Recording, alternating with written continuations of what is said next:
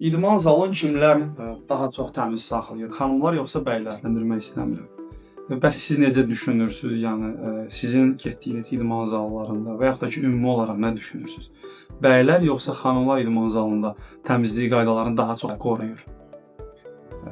Ümumilikdə həmişə demişəm, xanımlara xidmət göstərən sahə, işlətmə, idarə etmə çox çətin məsələdir, ciddidən.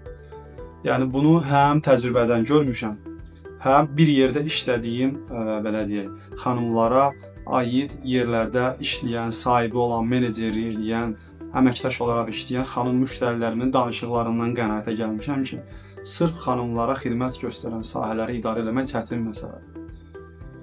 Amma idman zalında da bunu deyim. İdman zalının kişilərə aid olan soyunub geyinmə otaqları həddindən artıq səliqəli olur. Həddindən artıq deyəndə ki, yəni gözlədiyimizin üstündə səliqəli saxlayırlar.